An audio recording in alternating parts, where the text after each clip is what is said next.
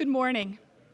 I want to welcome you back to the Institute for Catholicism and Citizenship Symposium on the Common Good, which is co-sponsored by the College of Arts and Sciences.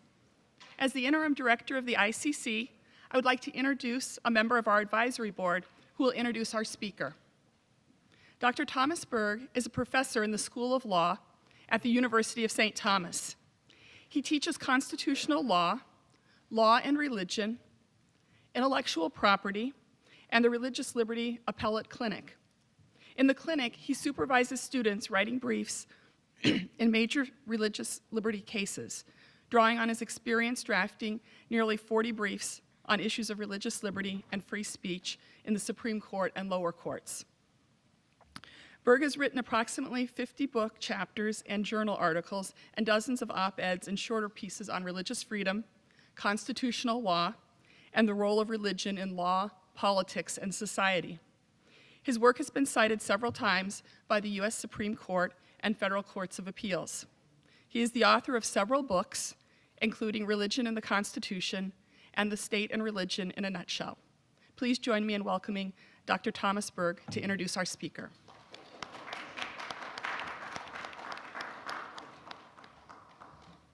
Thank you. It's a pleasure to be here, and a pleasure to introduce our speaker this morning, Nicholas Cafardi. I've known of Nick Cafardi's name for a number of years. If you work in the area of church-state relations, you know his name.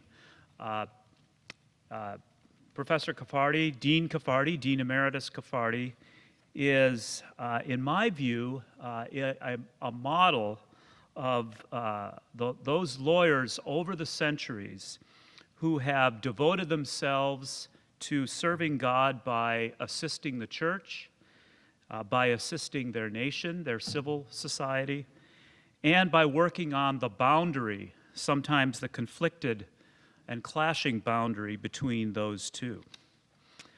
He is a distinguished civil lawyer, canon lawyer, law school administrator, and a participant in public debates on Catholic thought and American politics.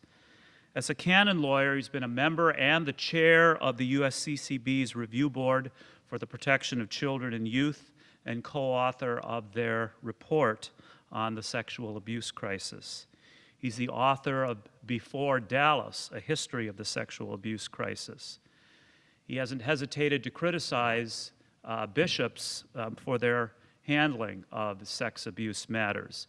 He's also represented and been a witness on behalf of the church in other cases. So he's brought both his passion as a lay Catholic and his expertise as a lawyer as a canon lawyer and civil lawyer to those questions.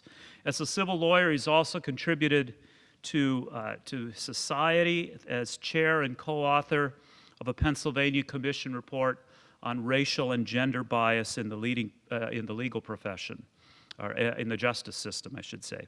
He's the author of a leading case book and a treatise, 2 books, on the law of nonprofit organizations. Also, as a canon lawyer, he's co-author of the leading book on church property, finances, and church-related corporations. He's been a law school dean for 12 years at the Duquesne University School of Law in Pittsburgh, and service to the legal profession and the legal academy in multiple other ways. And he's been a participant in the debates on the role of faith in politics. He's written for America, Commonweal, U.S. Catholic Blog, the Huffington Post, and other online media, and also is the the editor of a book called Voting and Holiness, a collection of essays by Catholic scholars on Catholic participation in public life. Now, it's a bit of a cliche, but as I read all of this, it struck me that the term Renaissance man would be perfectly appropriate for Dean Cafardi. And I'm going to top off my case for that by noting that he also has a house that's right on the border of Tuscany. So I think that I'd make my case then for him being a Renaissance man. His talk today is Pursuing the Common Good, Catholic Participation in Political Life. It's a pleasure to welcome Dean Cafardi.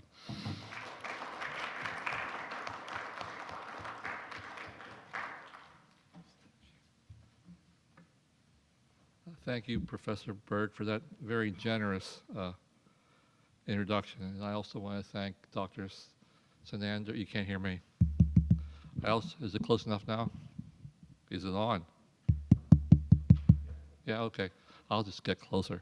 I also want to thank Dr. Sinander and Dr. Fagioli, the Institute, for their invitation here this morning. So I'm going to talk about pursuing the common good, Catholic participation in political life. And I will start by saying that the silly season is upon us. And by that I mean the quadrennial presidential election season is in full swing in the United States. It's difficult to believe that such a serious decision-making process can descend into such drivel as we see daily in the newspapers, on television, and on the internet. Something just changed. I think something just went on. Okay. And the Catholic blogosphere and the Catholic commentary are right there in the middle of the fray, in their full battle array, not, I am sure, improving the discussion, perhaps even worsening the situation. The expected articles have begun to appear. Can a Catholic vote for Sanders? Can a Catholic vote for Clinton? Can a Catholic vote for Trump? I entered that frame myself in 2008 when I wrote an article for the front page of the National Catholic Reporter that said it was not a mortal sin for a Catholic to vote for Senator Obama. Not that Catholics had to or even should, just that if they did so, they didn't have to go to confession, as a number of bishops and priests were saying at the time. If I had to write that article for NCR today, I'm not sure I'd say the exact same things the exact same way. Without really intending to, I think I offended some of my fellow Catholics who thought I was belittling their attempts to fight abortion. I was not. What I was saying was that there might be a more effective way to fight abortion than the fixed idea that only criminalization would make this terrible evil go away. Aside from that, my point in 2016 will be the same as it was in 2008. I said then, and I still believe today, that voting is a moral act by which we are meant to pursue and hopefully accomplish not narrow partisan interests, but the common good. Voting is an act with a clear moral dimension, and so is bound by moral principles. That's the basic point that our bishops make in their statement on voting, faithful citizenship, which we've heard mentioned a few times in this conference. That's a decent, but I think flawed version in its 2016 edition. But voting is a moral act whose goal is the common good, and that's what I want to talk to you about today. And here's why I want to do that. First, I want to describe the current conditions as I see them that affect the moral act of voting. What's the current horizon? And what advice are we Catholics getting from various quarters in our church on how we should fulfill that moral duty? Second, I want to talk about the moral principles that bear on these conditions that will help us achieve the common good. Then at the end, I will attempt to draw a few conclusions applying these principles to the current facts that you may or may not agree with. So where do we Catholics find ourselves? What are the conditions of this 2016 presidential election? As I said, the professional Catholic commentators are already at it. Should a Catholic vote for Sanders or Trump or Clinton? And answering that question, they usually reach a conclusion based on their own political beliefs, dress that political conclusion up in religious language, and then try to sell it to the rest of us as a moral imperative. So it is so transparent an exercise really as to be, I think, morally useless. I mean, why would I substitute another person's moral judgment for my own? Yet that is what these well-diffused Catholic voter guides ask us to do, defer in our moral judgments to the demands of others.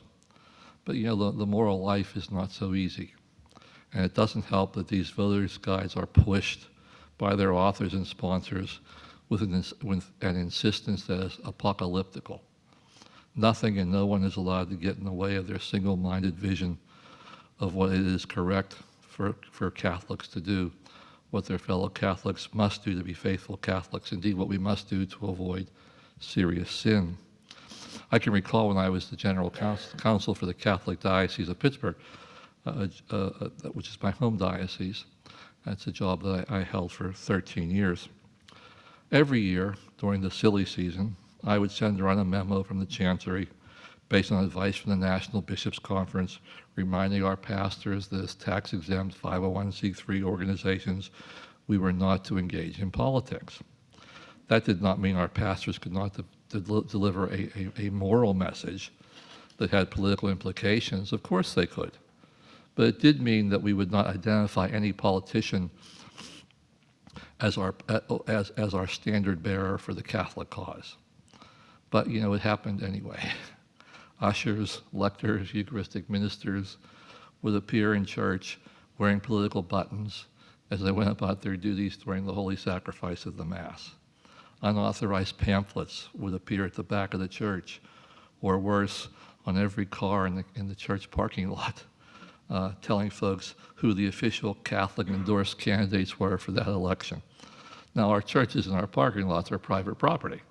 We had strict rules about who could enter and for what reason they could enter, and politics was a clear exclusion. But there were always groups who thought that they knew better. Priests for Life, I regret to say, was one of the worst offenders. As often as they were told to stay out of one parish parking lot on Sunday mornings in October, they would turn up in another parish parking lot across town, leafletting all the cars with their non-negotiable political demands. I often wondered when these priests for life had time to say their own Sunday Masses, because they seemed to be busy on Sunday mornings in the parking lots of all these other churches, until I found out that the pamphleteers weren't really priests. They were simply a group of people who called themselves that. So as soon as the campaigning in the church would start, so would the phone calls to the Chancery from Catholics on both sides of the political divide, saying how offended they were, that they should be able to go to church and not be swamped by political assaults. And they were right. Our churches should be political free zones, neither Democrat nor Republican. Not moral free zones, not value free zones, and that distinction is important, but political free zones. But these voter guides worked on the presumption that Catholic interests aligned with one political party and one political party only. Two well-respected Catholics, George Weigel and Robert George, just wrote in the National Review last week, and this is a quote: "In recent decades, the Republican Party has been a vehicle for promoting causes at the center of Catholic social concerns in the United States." Close quotes. Really? Have they been paying attention to anything that Pope Francis has been saying? And by the way, that quote comes from an article that says that faithful Catholics cannot vote for candidate Donald Trump. As I said, the silly season is upon us. I think that this over-alignment of our church with one political party, the number of professional Catholics have pushed, is a serious mistake. But we all know how it happened. One party was presumed to be pro-life, the other not. And of course, Catholics had to go with the pro-life party, no matter what other political causes were attached to it.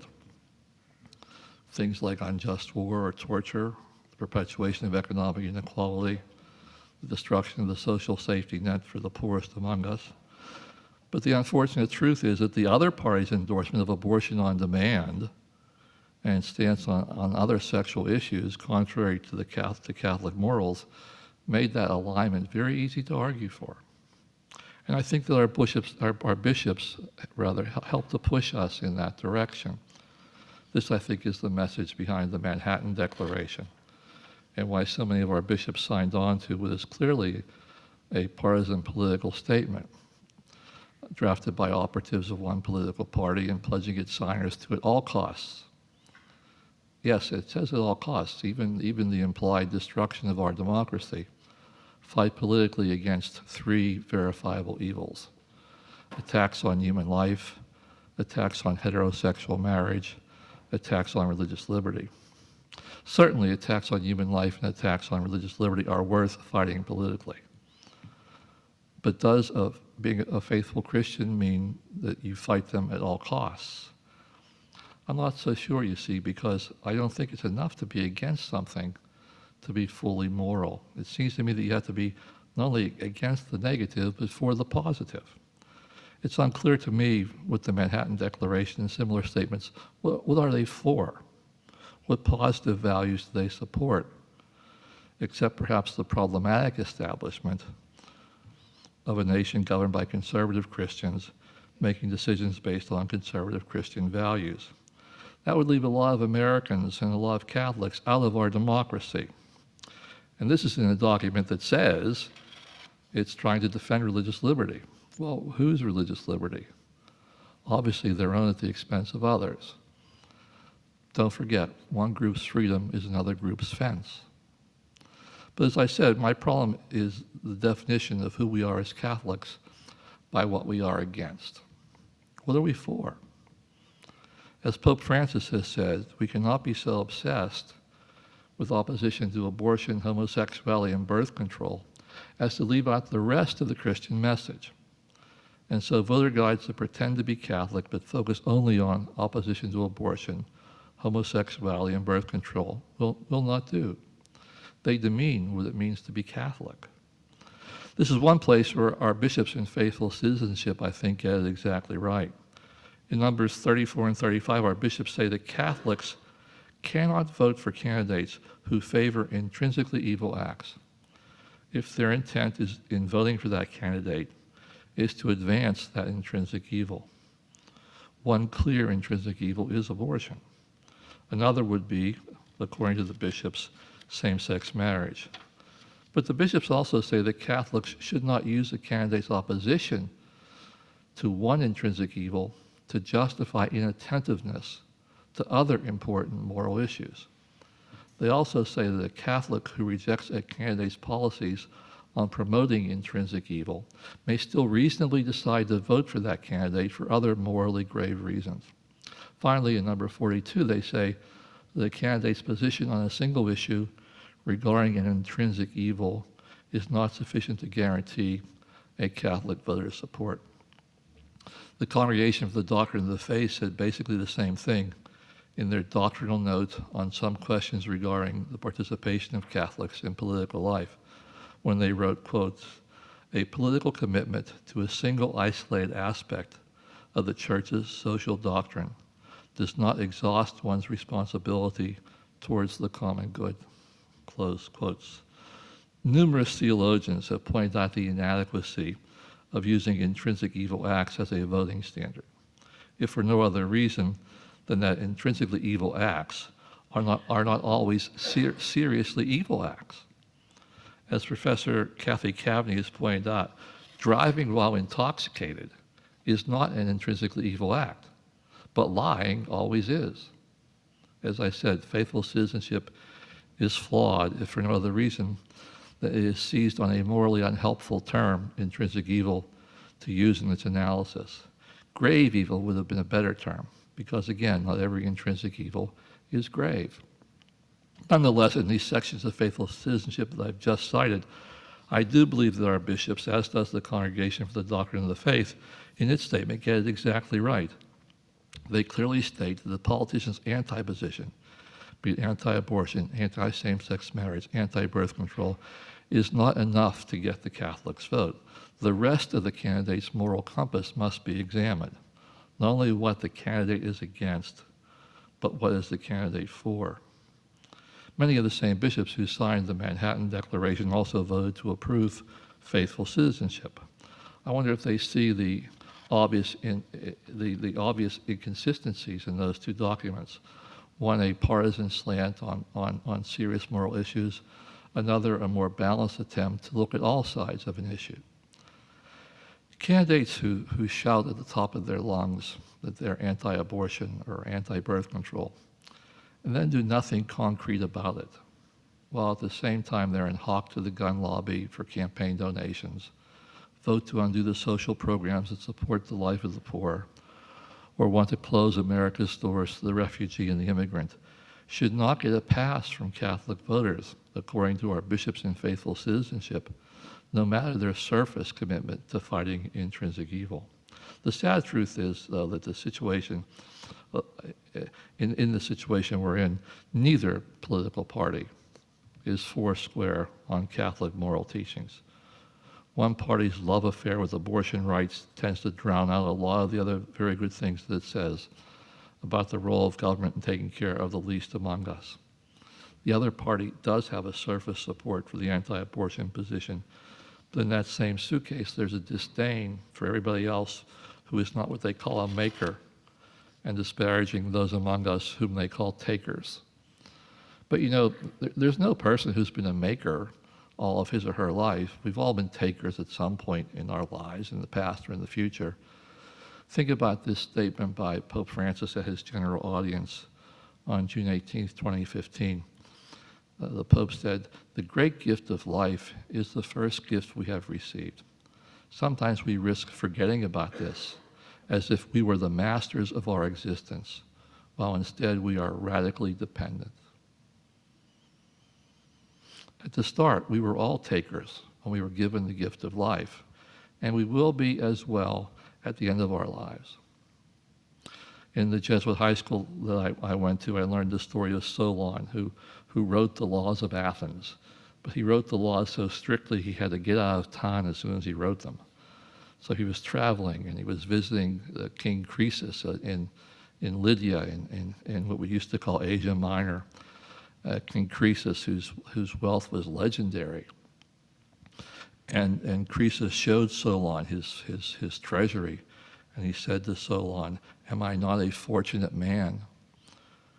And Solon replied, "I call no man fortunate until I see how he dies." We've all been takers as children, and we will all be takers again as we age. Distinguishing our fellow Americans into takers and makers, as some politicians do, is a great Ayn Randian soundbite. But could you imagine the Lord using that phrase about our fellow human beings? So be aware of those voter guides that tell you how you have to vote in order to be a faithful Catholic. Those are political, not theological statements, and they deserve all the respect that a political statement deserves. Be wary, be especially wary of anyone who tells you that they know exactly how God wants you to vote. After all, we Catholics believe that Revelation ended when the last apostle died. So those are the current conditions as I see them. What are the moral principles that bear on these conditions that we can rely on to help us achieve the common good when we vote? To begin with, what is the common good? Well, for me, the common good is what will achieve the common interest, the most good for the most people. In the Second Vatican Council, the Council Fathers in Gaudium et Spes said that the common good indicates, quote, "the sum total of social conditions which allow people to reach their fulfillment more fully and more easily," close quotes. I think that Thomas Aquinas has a similar definition. He says that the aim of human society is not merely to ensure the private good of individual citizens, rather its aim is to, quote, "seek the supreme human good, the common good, which is superior to the good of the individual," close quote. In Thomas's ideal world, the common good and the individual good will not conflict. They will both pursue the same end, the beatific vision. Would that that were so, because in today's political world, it often happens that self-interest will conflict with the public interest. So that's my first proposition. We must not vote our private self-interest, but we must vote the common good. As I stated earlier, voting is a moral act. And if the Lord made one thing clear in his time among us on earth, it is that the choice of ourselves over others is always wrong. You might even say that it is intrinsically evil, something that is wrong at all times and in all places. This is difficult. Typically, when we go to the ballot box, we ask, what is good for me? Not what is good for society as a whole, not what is good for my neighbor, not what is good for my country. You've probably guessed by now my own political affiliation. That means that I regularly go to the polls and vote for candidates who have told me they're going to raise my taxes. I have a son whom I love, with a different political affiliation, who asked me, why do you do that? Why do you go and vote against your own self-interest?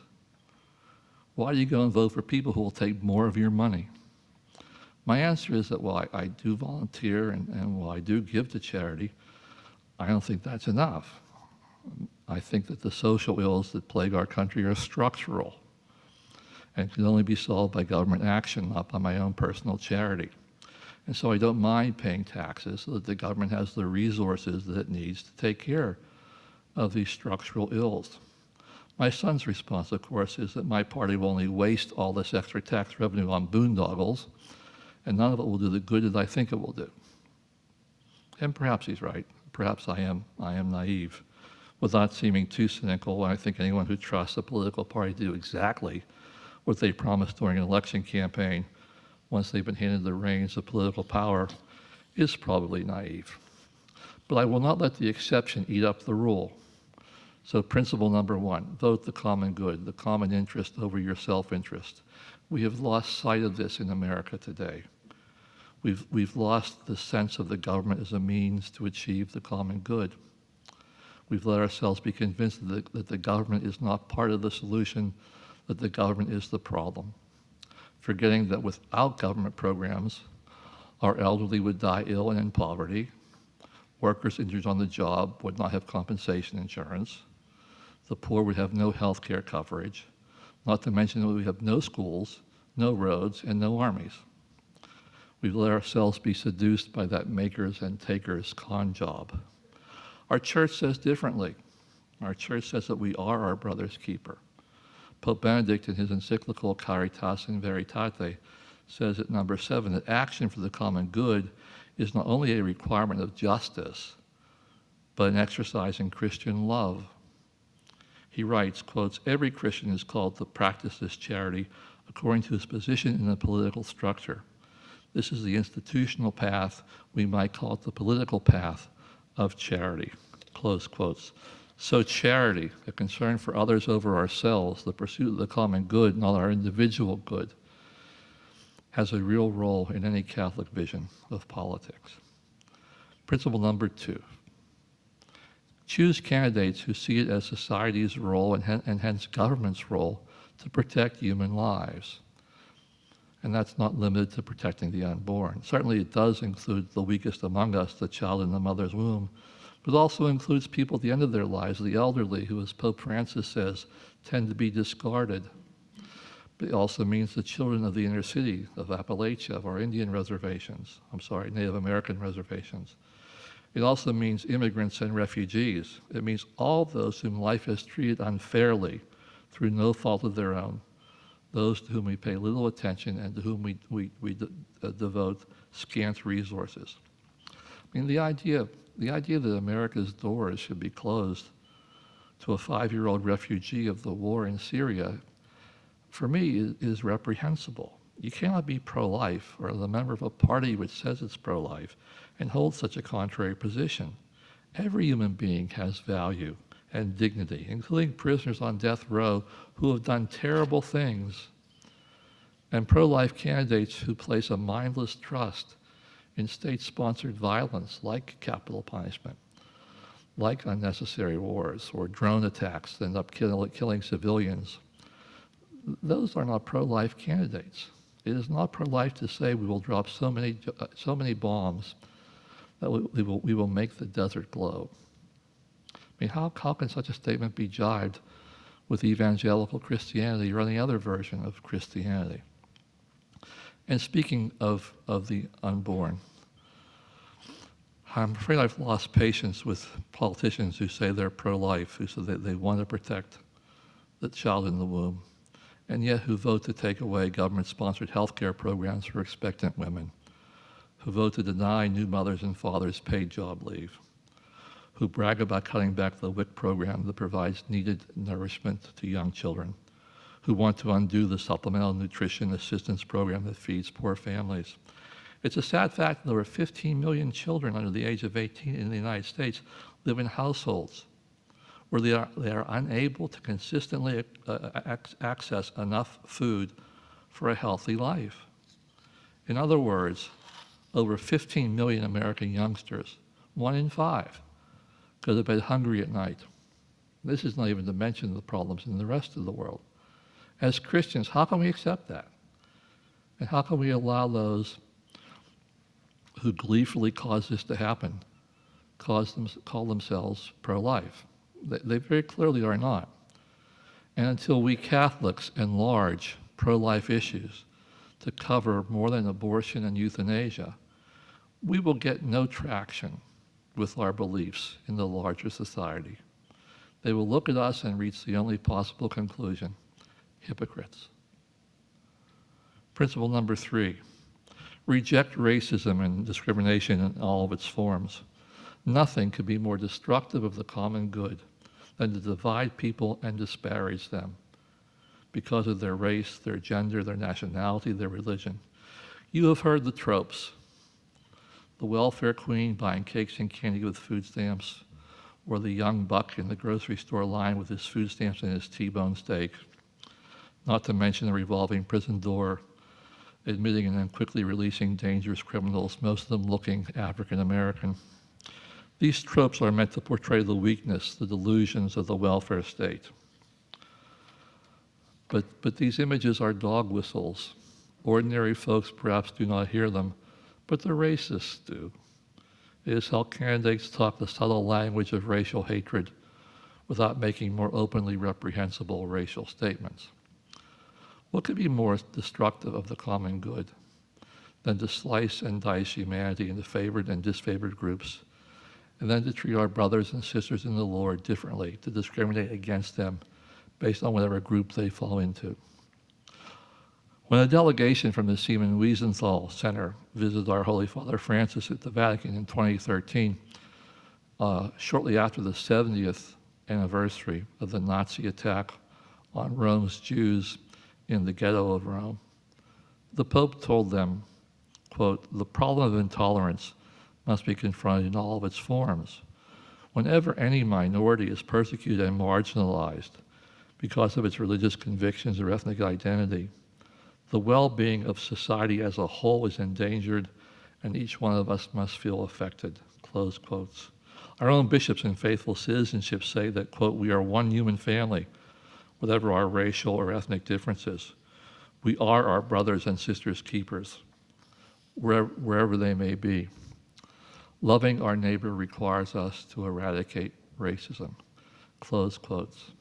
It is amazing that in America of the 21st century, the folks with the dog whistles are still around. But the sad fact of it is that people in Ku Klux Klan outfits are welcomed at political rallies of one of our mainstream candidates today. If we Catholics want to object to racism for the better angels of our nature, our pursuit of the common good, then if nothing else, we should do it for the lesser angels of our nature, for our own self-interest. Because, you know, there was a time, not that long ago, when we Catholics were the victim of unrelenting discrimination. In the early 20th century, when Catholic immigration to America from Ireland, Italy, Poland, Slovakia swelled, Catholic children in public schools had to participate in daily prayers, almost always the Protestant version of the Lord's Prayer. When a Catholic boy in Boston refused one morning, the teacher beat him severely. Charged with a crime for this beating, the teacher was acquitted. The Globe, editorializing on the result, wrote, quotes, "We are unalterably, sternly opposed to the encroachments of political and social Romanism, as well as to its wretched superstition, intolerance, bigotry, and mean despotism, as much as we are to the monster institution of human slavery, and for the same reasons," end of quote. Principle number 4, do not limit our moral horizon to the United States, but pursue justice globally. We are citizens not just of the United States, but of the world. Our church is a worldwide church. Only 6% of all Catholics live in the United States. We must, in our political choices, consider the common good of the entire human family. You know, half of the richest people on earth live in the United States, while in the rest of the world, close to 3 billion people live on less than $2 a day. As American Catholics, we must consider the needs of the entire human family and what are the obligations of our nation towards that human family. Universal social justice, the preferential option for the poor, not to mention the solidarity of the human race, are preeminent Catholic moral values. We can't forget them when we vote. The common good does not mean only the American common good. It means the universal common good of all mankind. And today that has to include the immigrant and the refugee. It might be difficult in this election cycle with such a xenophobic strain running through our electoral discourse. But on this ground, we Catholics, we must be contrarian. Most Americans, when questioned, would say that we should cut our foreign aid. But most Americans think we give away too much to foreign countries. The sad fact is that American foreign aid makes up less than 1% of the federal budget. Most Americans, when polled, thought that that number was 25%.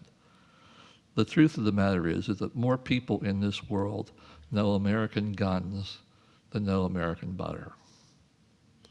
Pursuit of the common good cannot accept this. We must recall what our Holy Father Francis said on the World Day of Peace in 2014, quote, "In the person you see today simply as an enemy to be beaten, discover your brother or sister and hold back your hand. Give up the way of arms and go out to meet people in dialogue, pardon, and reconciliation in order to rebuild justice, trust, and hope around you." Close quotes. Principle number 5, protect our common home. We Catholics have a moral obligation to care for creation.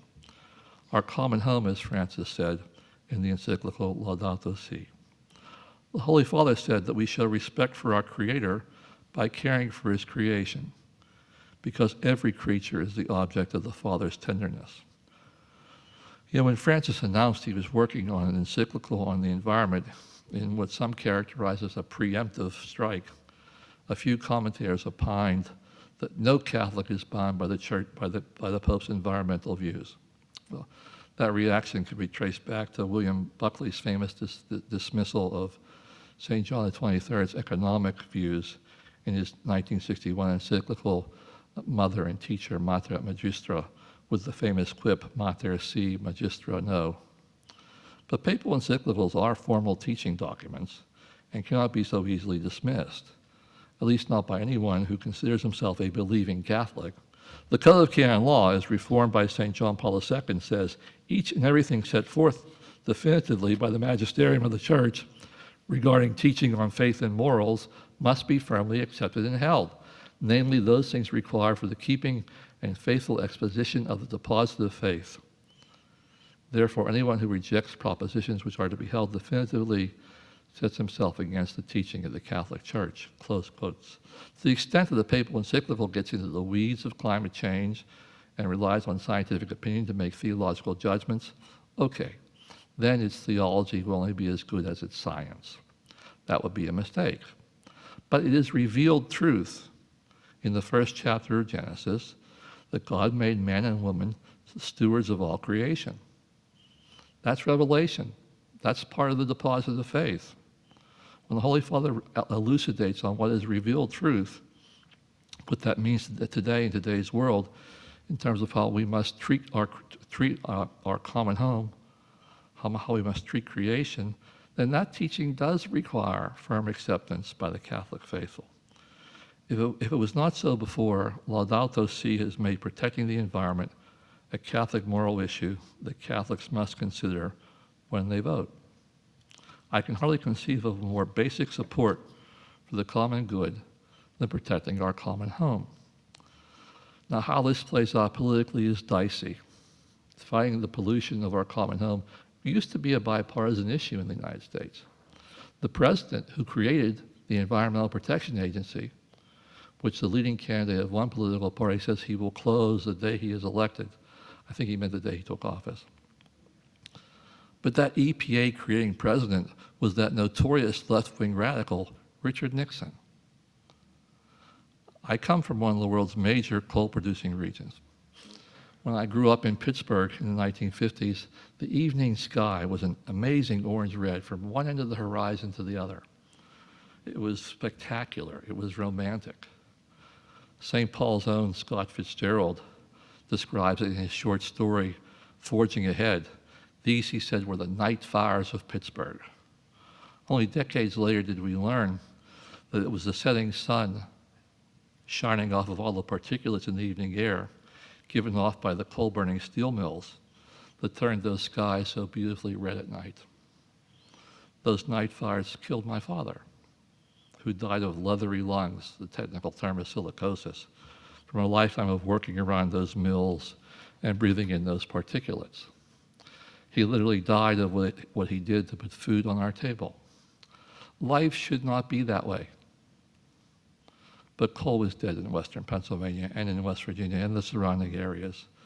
The hardworking people who made their lives from coal are angry, and they show their anger by voting against the political party who they say is killing coal.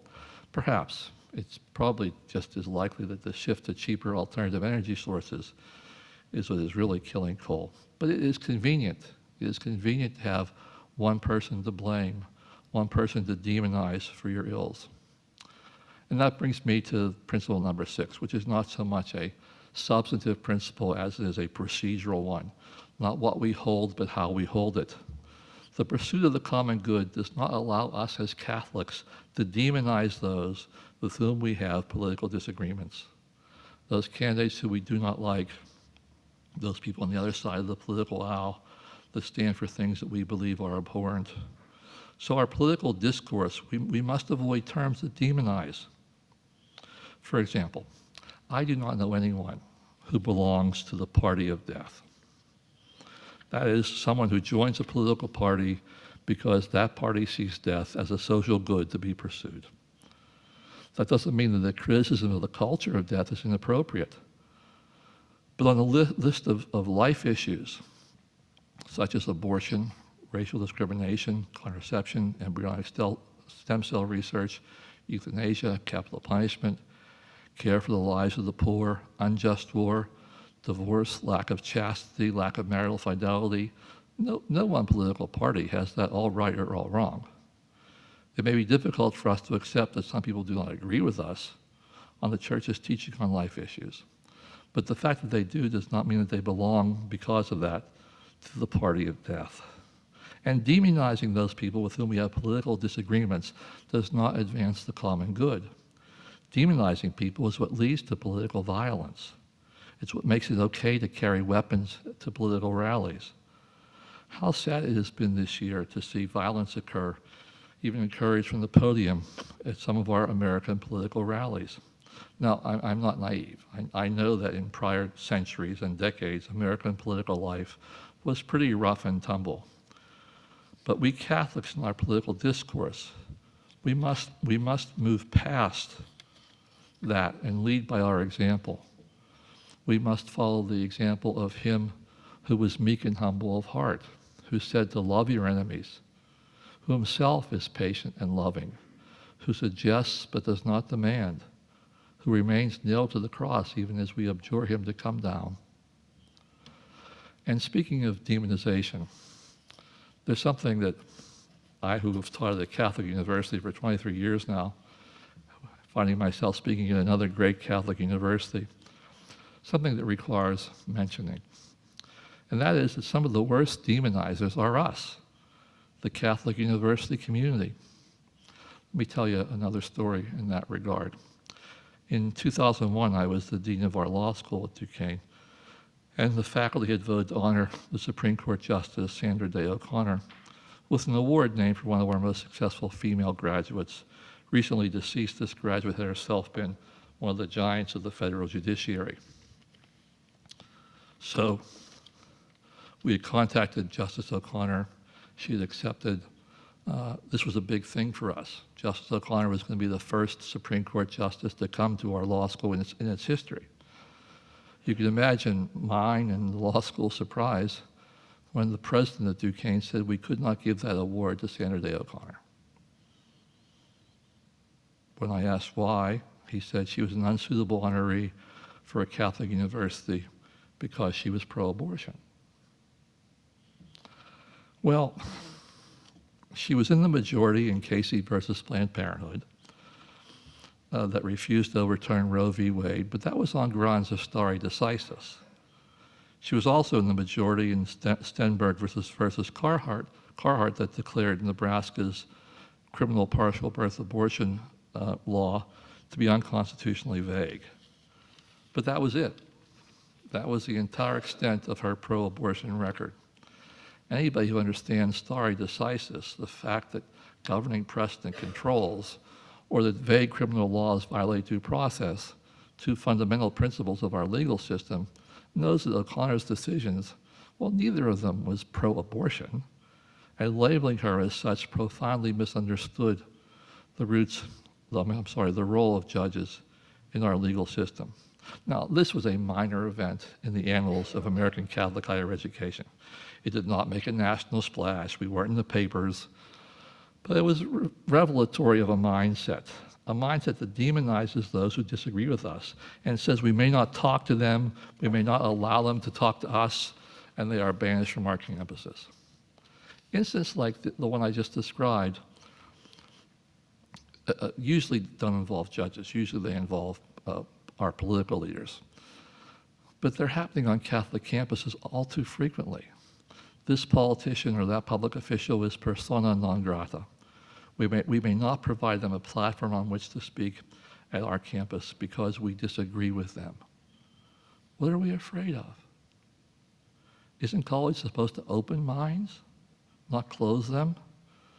Notre Dame just announced it's awarding its Laetare Medal, one of America's Catholics' highest honors, jointly this year to Vice President Biden and the former Speaker of the House, John Boehner. The Bishop of Fort Wayne, South Bend, where Notre Dame is located, wrote that the award to Vice President Biden was inappropriate because he was pro-choice. But he said nothing about the other awardee, whose majority in the House has consistently voted to reduce funding for prenatal care for poor pregnant women, whose national budget cuts the WIC and SNAP programs that provide food for poor babies. This is demonization. Joe Biden is to be shunned because he will not vote to criminalize abortion. And John Boehner gets a pass, even though he would endorse the economic conditions that make abortions more likely. It's another sad fact that the largest part of abortions in this country are economic abortions. But it's a demonization that is wrong. We reduce real living human beings, our brothers and sisters in Christ, to cardboard cutout figures, to parodies of their political positions, and then we knock them down. Let me read you something from Amoris Laetitia, Pope Francis's apostolic exhortation of yesterday.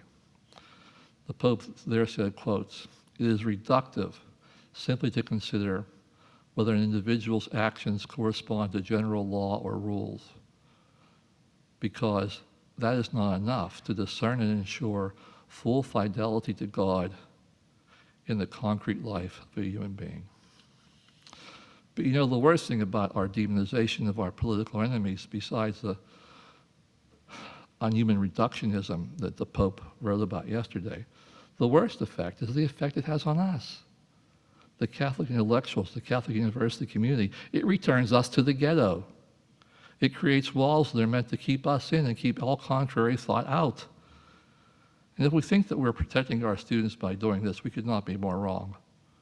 Our students are going to get this information on their own. You cannot seal off thought.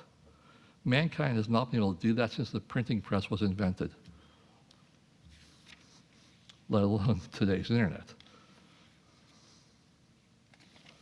So the true victims of demonization are us, the demonizers. But even this is not the best reason to avoid it. The best reason to avoid demonization is that when we demonize the opposition, we make productive political discourse impossible. And it takes political discourse with those with whom we disagree to achieve the common good. We can't do it alone. We need to bring the larger society along with us by the strength of our thoughts and not the shrillness of our discontent. So demonizing the other is out. It will not advance the common good. In fact, it will do just the opposite. So Do not vote our private self-interest, but rather the common good. Choose candidates who see it as society's role and hence government's role to protect human lives. Reject racism and discrimination in all of its forms. Do not limit our moral horizon to the United States, but pursue justice globally. Protect our common home. Do not demonize those with whom we have political disagreements. Those are the principles that, to my way of seeing things, will allow us as faithful Catholics and faithful citizens to achieve the common good. I said I would end by drawing a few conclusions, applying these principles I just mentioned to the current facts. Let me do that now. If you think these conclusions will lead me to telling you who to vote for, I'm going to disappoint you. That's not my job. Voting is a moral choice that we each have to make for ourselves after we have informed our consciences. I've given you some principles today for the achievement of the common good that have helped me form my own conscience. You may find them helpful. I hope that you do. You may have other principles, some of which contradict mine, that you find more compelling.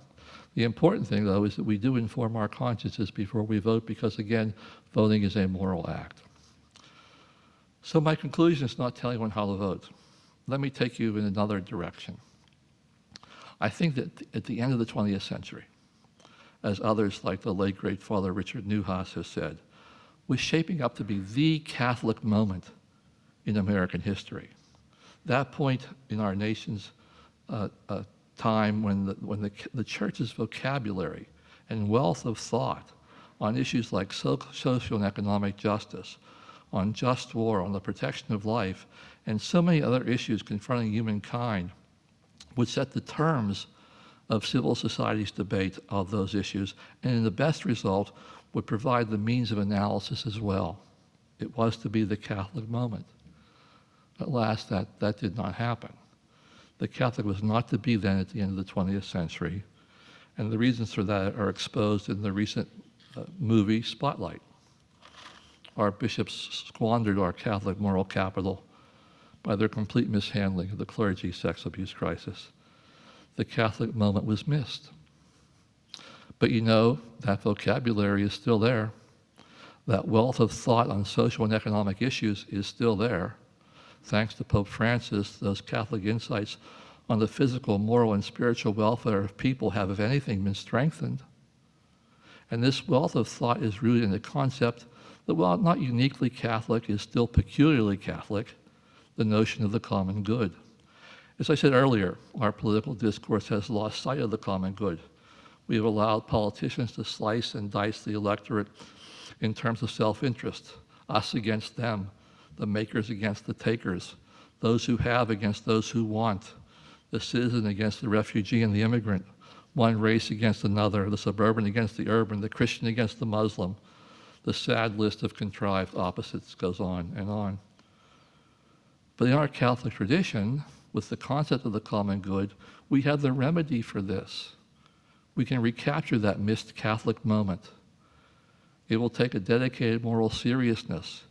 It will take us being Catholics first and Republicans or Democrats second.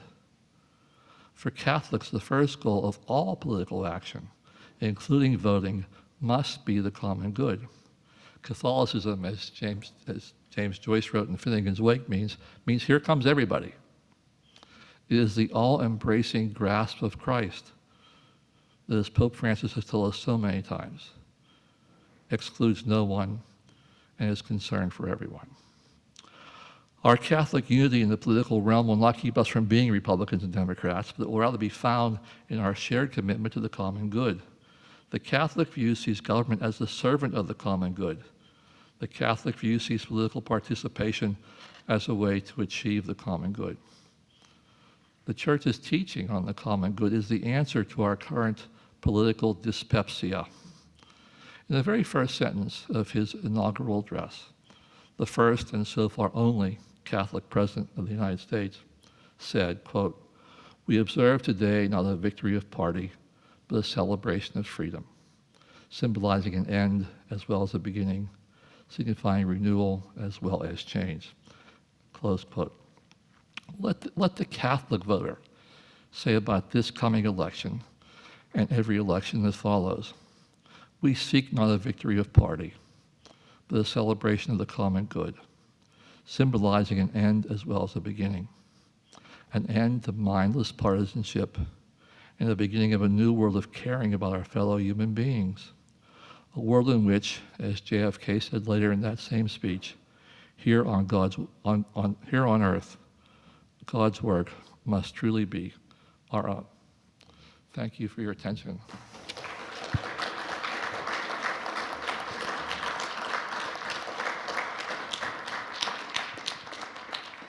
Thank you. We now have time for questions.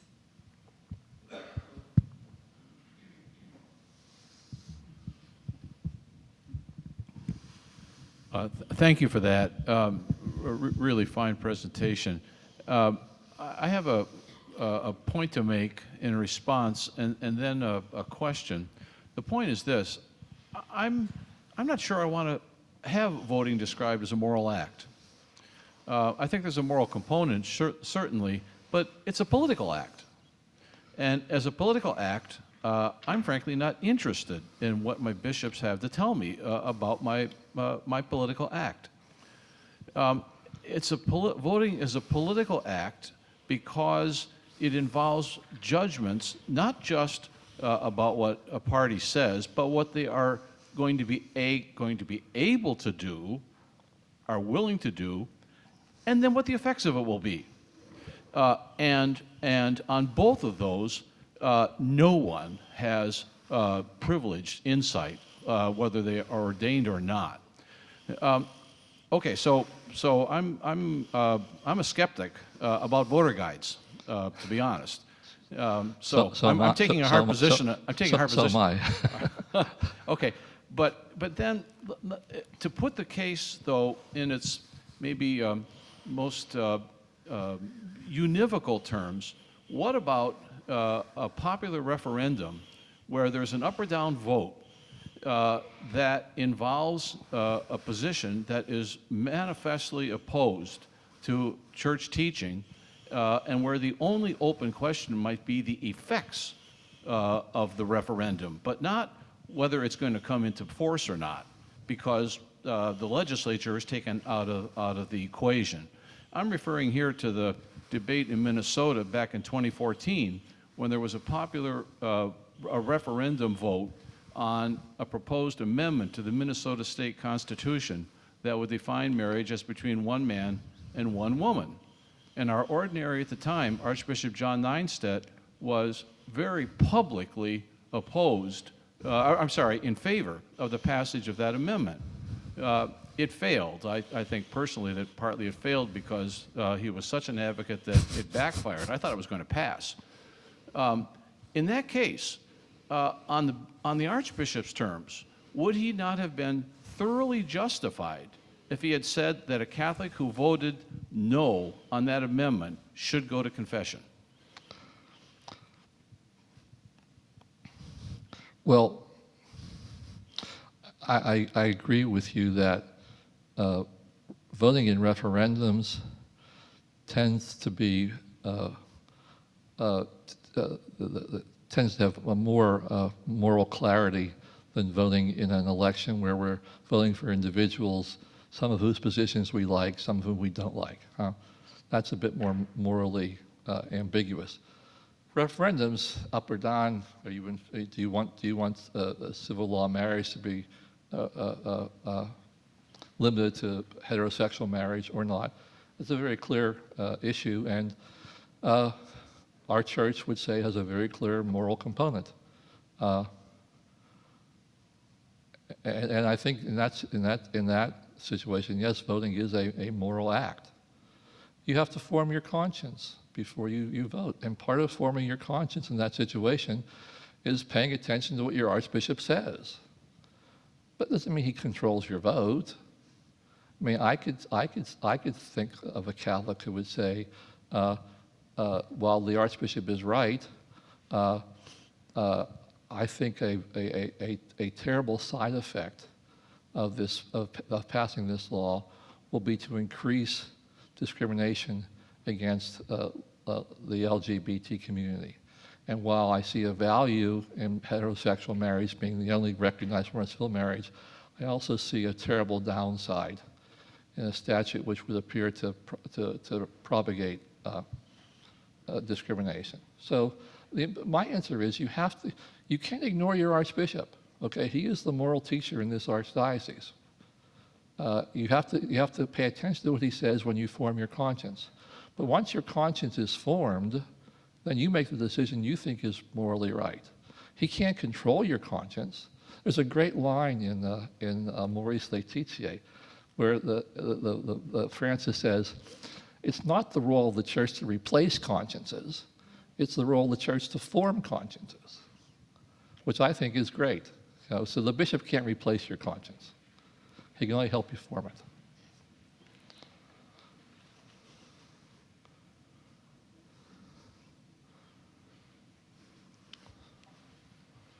Thanks very much. Thank you, Dean Cafardi, for that very comprehensive treatment of the subject. I want to try to talk a little bit about, and perhaps even follow on the earlier question, talk a little bit about the meaning of that word politics or political that I've become very sensitive to in these conversations.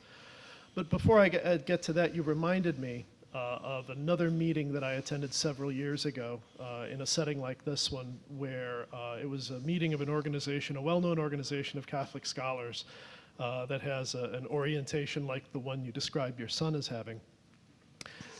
And I heard a number of presentations throughout the weekend, and finally there was the plenary at the end where a very well-known Jesuit got up and had a lot of really terrible things to say about the state and why Catholics shouldn't trust the state.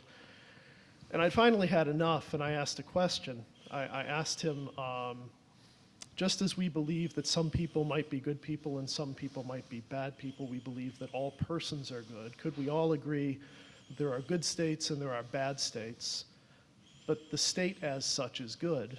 And the answer he gave me was short. It was no. The state is not good. I found that shocking. I'm still shocked by that today. But I take it as evidence of a kind of a way that we've let our understanding and our language get away from the reality of what we're talking about. In that same way that you talked about the reductive approach to Justice O'Connor, we allied a lot of complexities. We get around them by speaking in shorthands and by not thinking through the complexity of it. And that takes me to the use of the word political or politics, which is sometimes just a synonym for partisanship, which is sometimes an adjective that describes the juridical part of social life. Right. But in fact, in its original sense, in the way that it was given to us by the Greeks, could have meant none of those things because they couldn't have had any intimation of that partisanship, and they couldn't have had any sense of what the juridical state would look like today for us. Politics, in that sense, gets to the moral obligation of voting because it is our discourse, it's our exchange of ideas about the common good that aims for justice. In that sense, the Second Vatican Council was political because it was an exchange of ideas. The Synod on the Family was political. But it's that sense of the political, I think, that we've lost and that we've gotten away from in our use of that word. And I think the costs have been the kinds of things that we've been talking about, a loss of an appreciation of the common good. Could you just reassure me by speaking a little bit in favor of the good that we do in our political relationships? Well, when you think about what the word political means, it comes from the Greek word polis, which was their term for the city. But it didn't mean the city as it existed inside the walls that surrounded Greek cities. It meant the gathering of people that made up the city. And one of my favorite cliches, and it is a cliche, but I think there's some truth in it, is that government is what we all do together. And certainly in Catholic social thought, we believe in the building up of the polis. We believe that it's our obligation to participate in the polis, if for no other reason than to make sure it does not err, it does not go off in the wrong direction. But we've reached a point in our political discourse in the United States where because of the demonization that's occurred, And by the way, both sides do it. It's not, because of that, it's become a dirty word, huh? Well, he's a politician, or she's a politician, or that's just politics. So we've allowed that word to be degraded. And again, but we have had our political leaders, say that government is not the solution. Government is the problem. Well, if you believe that, if you really believe that, what's left? What's left? I sometimes despair over the American situation right now. We seem to be really bottoming out right now in our political discourse, which is why I think we Catholics have an awful lot to give. I'm really serious. I think we missed the Catholic moment at the end of the 20th century. I think it was ready to happen. I mean, Protestants all of a sudden were turning to Catholics because they said, we want to learn how to meditate. Teach us how to meditate. We have no Protestant tradition on meditation. We have no Protestant tradition on just war. You Catholics, you have all these things. Help us. It was about to be the moment in which Catholic vocabulary, Catholic means of analysis, were going to make a very important contribution to the life of the nation, and then it didn't happen. But as I said, that vocabulary is still there. Huh? That means of analysis is still there. And if anything, our Pope Francis, goodness gracious, he's made it so much more popular. So yeah, I'm not going to run away from the polis. I'm going to be, as Francis says, one of those guys that likes to make a mess, huh? And say things that make people, hopefully, even if they disagree with me, at least think about what I said. That was a great question. Thank you for that.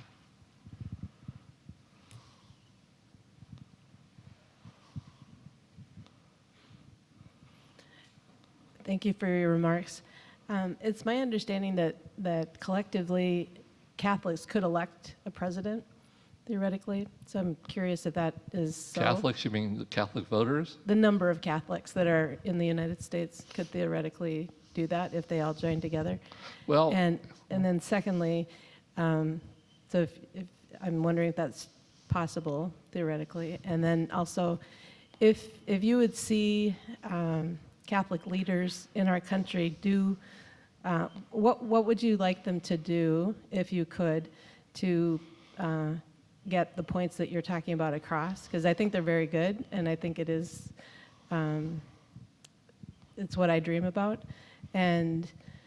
But what do you think would need to happen in order to make that happen for Catholics to understand that treasure trove and break the dichotomies that seem so prevalent in terms of life issues and like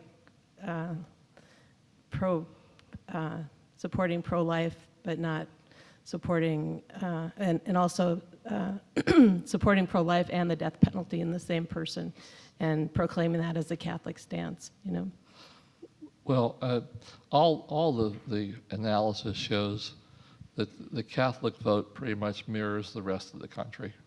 I mean, there is no monolithic Catholic vote.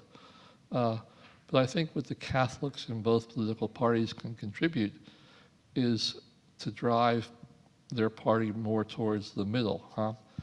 I mean, it should be obvious. I'm slightly partisan.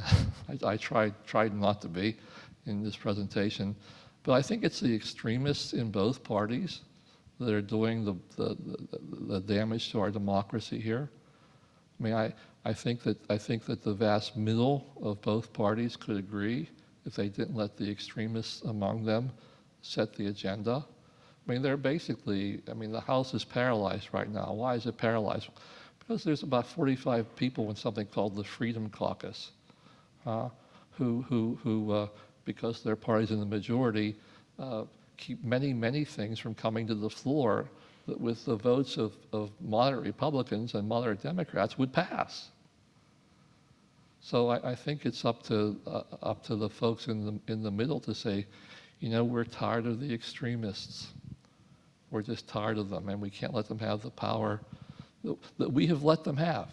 And that is a correct statement. I think we've let them have the power because numerically they don't have it. We only let them have the power by deferring to the noise element because they do make a lot of noise.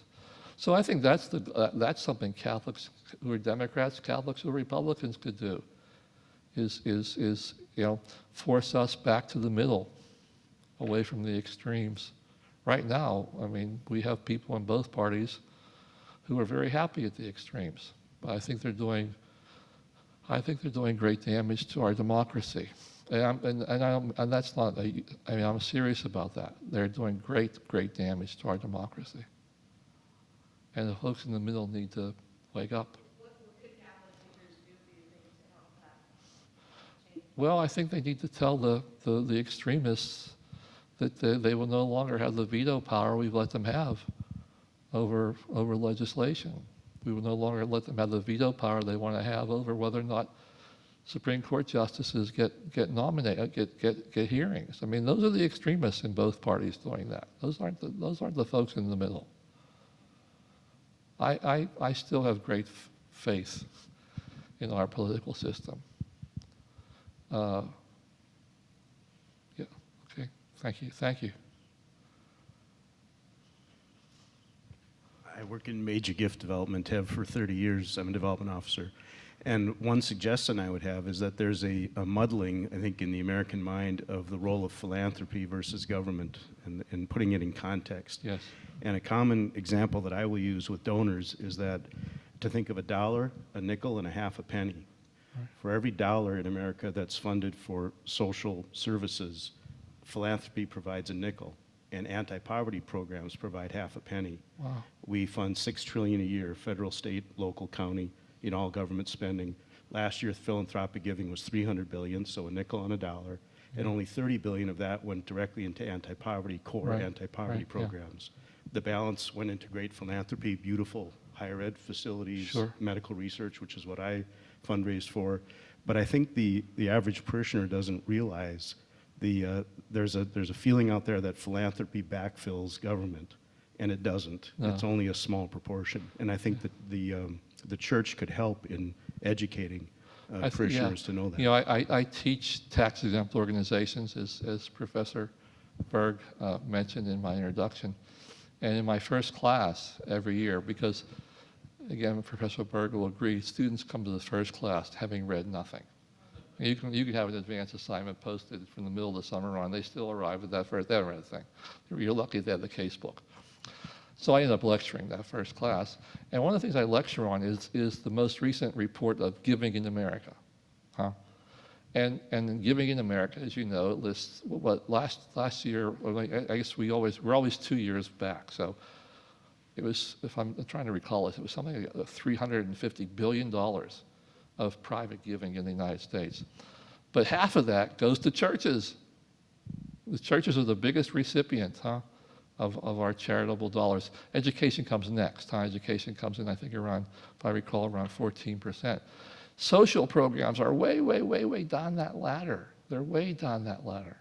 Now, if the churches use their money for social programs, and sometimes they do, they don't always. I mean, we don't know, because churches do not have to tell the government how much money they take in, and they don't have to tell the government how much money they spent. The churches are completely exempt from the reporting requirements. So we don't know how they use that money. But you're right, social services is the smallest percentage. Yeah, and so whenever you hear folks who say, the private charity can take care of that, we don't need the government to do that. No, we do. We do.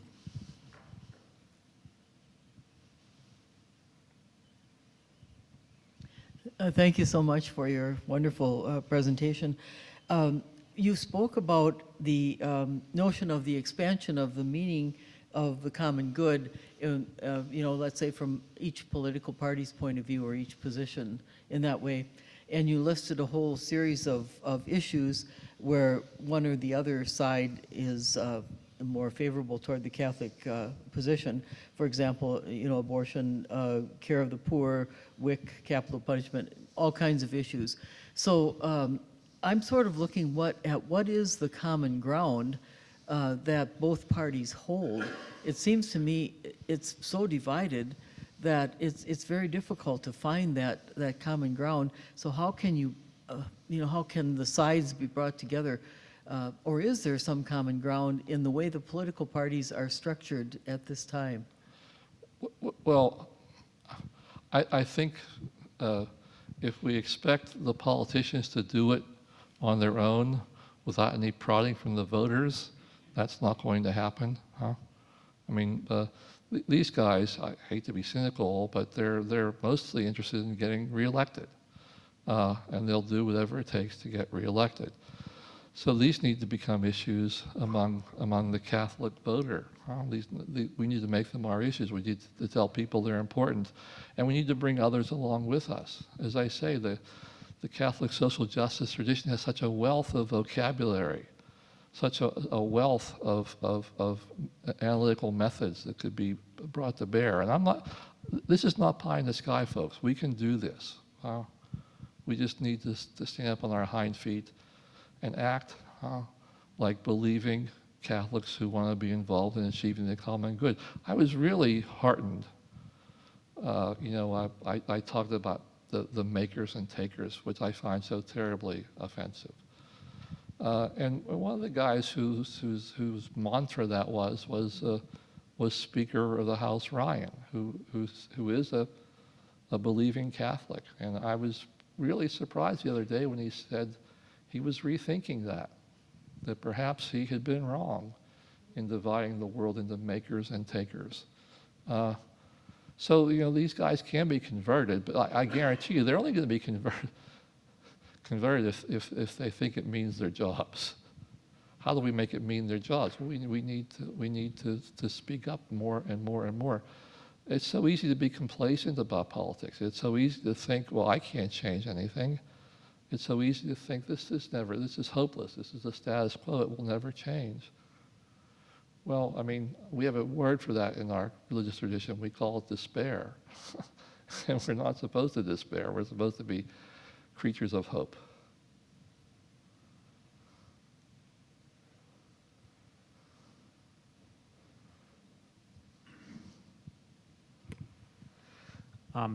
I guess it's obligatory when we've had discussions about solidarity and the common good, or particularly solidarity, for someone to say, but what about subsidiarity?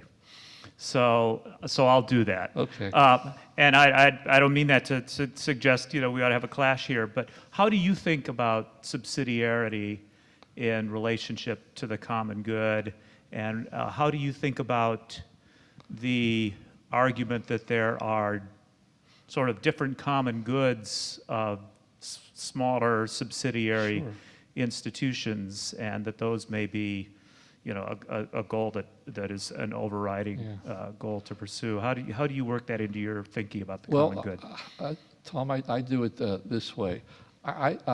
There's a conception of subsidiarity that says that when problems occur, they have to be handled at the lowest possible level, But the way I understand subsidiarity, whenever it's, social problems occur, subsidiarity requires that they be handled at the level that can deal with it most efficiently. Sometimes that is the national government. Sometimes it's state government. Sometimes it's the family. I mean, subsidiarity doesn't say that it always has to be the lowest level of actor. It's just it's the way I understand it, it's the most efficient actor. And for national problems, I think that's the national government. So I know sometimes I come across as a statist. I know that. Yeah. I don't mean to be.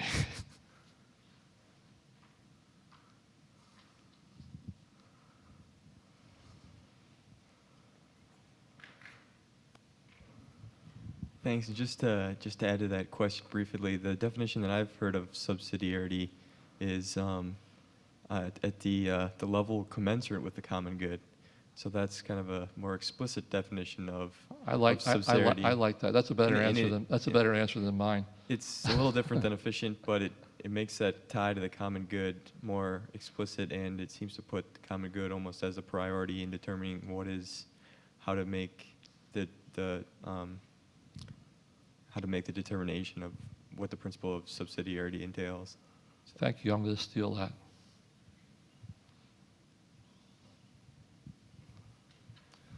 With all the extremism that we've been seeing in the parties lately, do you think that a move towards a 3 or 4 party system would be a better option to combat this, or do you think that the 2 parties will eventually be able to get pushed back into the middle?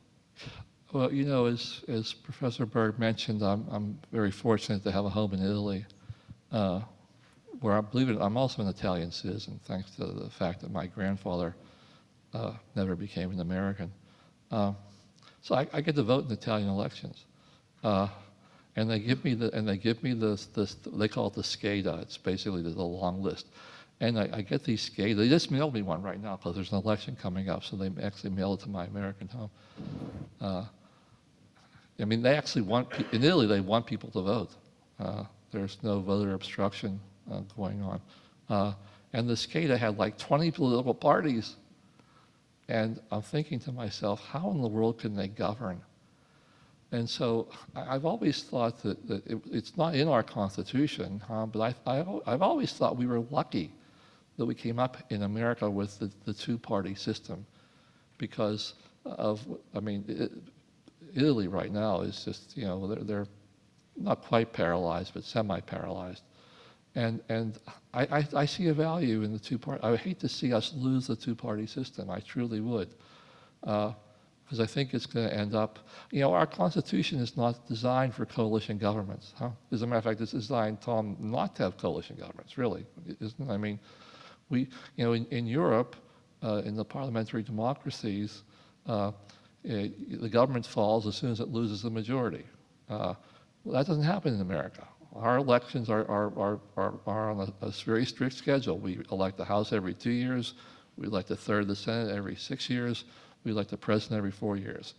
You can't have an election because all of a sudden the majority party loses its majority.